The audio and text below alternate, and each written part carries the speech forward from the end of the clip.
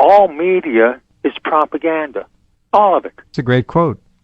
Well, it's true, and the mind control issue has been with us for a very, very, very long time. It's an ancient problem because mankind has been subjected to manipulation and control. We were born into a system of lies and deception right from the get-go, and so were our parents, born into the same kind of situation that many people accept as being the way things are simply as the result of habit and consider it natural and normal, and it's anything but that. The basic, very simple control of information throughout our lives. If we don't have all the facts on any given issue, our judgment can only be as good as the quality of our information. And if we've been fed half-truths and lies and missing information, then we are at a disadvantage. Two means by which we are manipulated and controlled. One is the control of information. The consolidation of ownership of the media facilitates that and allows for the coordination of different media as part of a propaganda campaign. Right now, all media is controlled by a handful of multinational corporations. Back in 1980, a book came out, The Media Monopoly by Ben Bigdickian.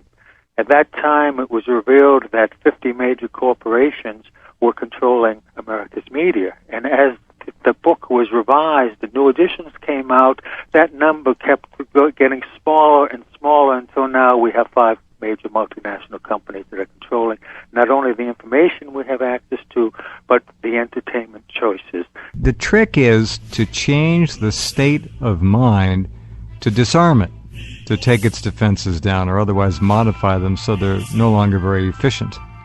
And the material can go right into the subconscious without any kind of interference, judgment, or processing. Plunk right in.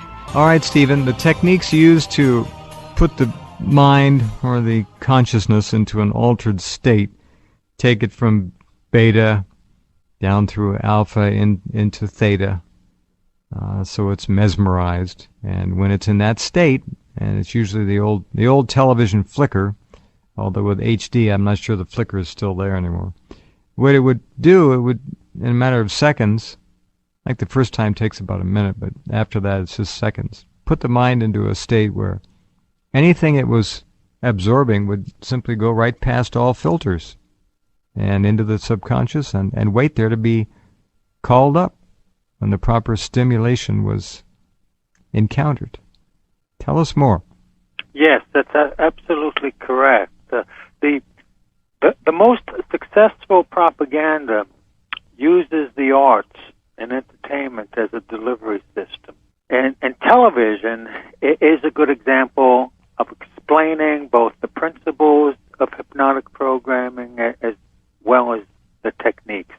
I'd say that television is by far the most powerful weapon of psychological warfare in history. And I consider that so important, and yet many people, if not most, don't think of television in those terms as a weapon. How people think of television as simply an elective choice in terms of entertainment and information, when in point of fact, the television is the boss. Yes, and it's illustrating how we are taught what's right and wrong, what's acceptable and unacceptable behavior, to storytelling. Storytelling is the oldest means of transmitting information about how society works. There isn't much difference between primitive man sitting fixated in front of the flickering light of a campfire, telling stories about how things work, transmitting information from one generation to the next. Not much difference between that and modern man sitting fixated in front of the flickering light of a television, receiving information, the same kind of information, how society works, what's acceptable and unacceptable behavior, what's right and wrong. The first order of business for a propagandist or an advertiser is to create the circumstances that are going to induce a state of mind that is most favorable to the reception of their message. That state of mind is the hypnotic state of mind. The state of mind, natural, we go in and out of it throughout the day. It's a twilight state of mind in which there is no conscious mental activity going on. The mind is a blank slate, and it is in this state of mind where we are highly suggestible and more vulnerable to manipulation than at any other time. Television induces this state of mind in the viewer naturally and automatically because of the nature of the medium. And we can even catch ourselves when we're in front of a TV going into that state of losing all sense of time and place. We're simply there. We're soaking up information like a sponge. The television is literally plugging into our nervous system. It's a literal interfacing of the electronic media with our nervous system. Back in the late 1990s, 700 children had to be hospitalized in response to watching a TV cartoon. This happened in Japan. Japan, yep, I remember. The cartoon was the highly popular Pokemon. The press all over the world reported on this incident.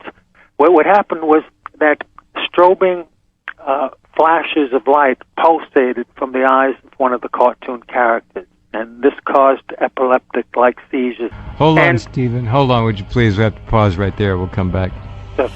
Stephen.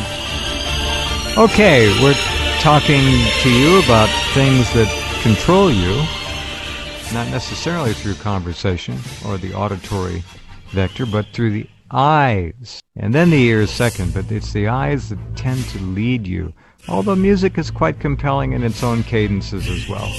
It's an all-fronts assault on you to disarm you and make you amenable to all kinds of input, which they design ever so carefully. Nothing is really left to chance. Stephen, please go ahead. Regarding children and television, prior to the advent of TV, you never heard about attention deficit disorder. Didn't exist. Nope. And what's happening here is that the quick cutting patterns that were developed in TV commercials and music videos, they cause a corresponding chemical electrical impulse in the brain. And that releases endorphins that have a drug-like effect on the body. So a child can sit motionless, fixated, watching television, and when they're away from the television, they have all this nervous energy, can't focus, their attention can't sit still, and that's because they're looking for the same kind of drug-like effect that they're getting from TV and other kinds of activities, and they're not getting it. Another illustration of this plug-in effect that television has with our nervous system, because we've already been changed as a population by illustration of hypnotic programming. Using, for another example, the news broadcast that everyone has grown familiar with, both your national news and your local news broadcaster.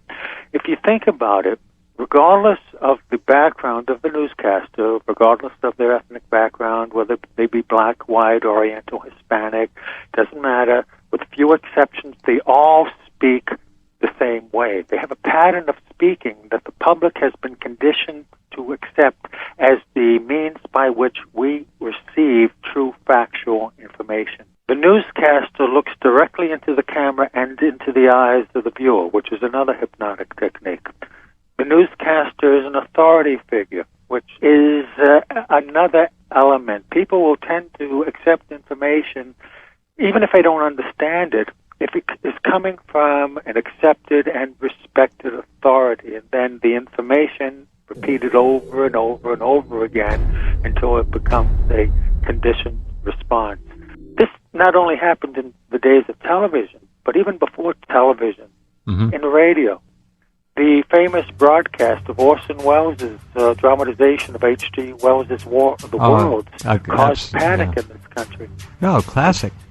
Yes, people actually thought New Jersey was being invaded by Martians. Well, I would have if I'd have been back there then. It was done very realistically. The reason for it was that the dramatization was done as a news broadcast. Yeah, and news even then was considered hallowed ground in terms of questioning it. I mean, that was the oracle of God, news. Yes.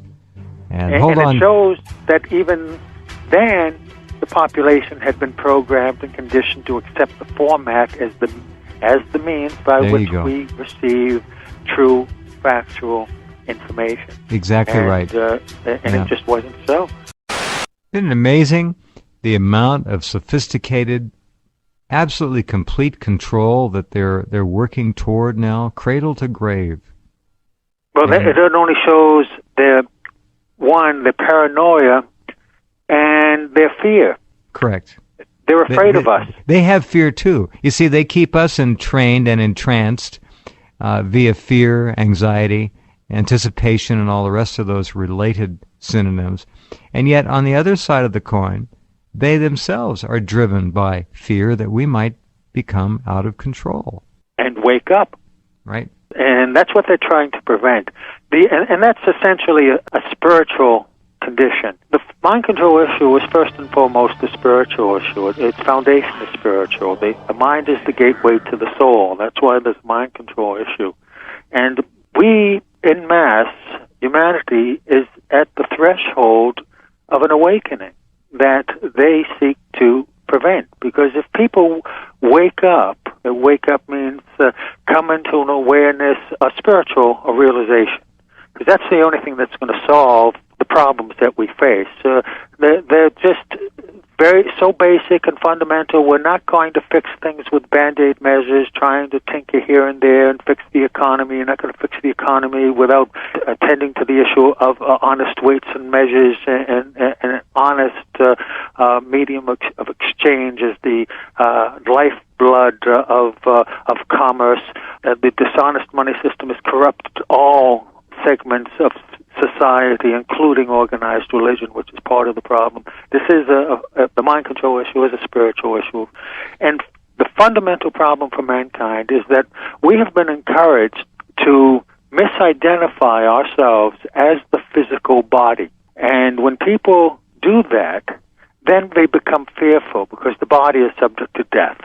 And by keeping people afraid and stressed out and great anxiety, prolonged periods of time is a strategy of psychological warfare, because then people can't think clearly. Add to this the manipulation of economic factors, and you have a twin pincer movement where the population is literally being squeezed. The nation is suffering from the effects of a scientifically induced nervous breakdown.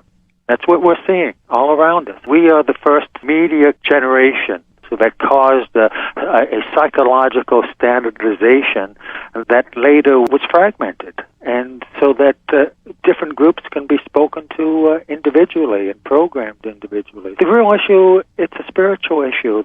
Spiritual consciousness is the only solution to the problems and suffering of material existence. And it's on that platform where we have our power, because it requires us to look within for the answers, and that's the only way we're going to find them. We've been conditioned to look outside of ourselves for the answers and to use our mind in an analytical way to think our way out of a problem. Right. Thinking got us into this mess. It sure did. And the quality of our thinking has to change. We haven't been taught how to think. We've been taught what to think. And God forbid that we learn how to think, because that's what these guys are afraid of. There are more of us than there are of them, and the only way they can control and manipulate the large masses is through illusion and deception. And it's like the Wizard of Oz behind the curtain.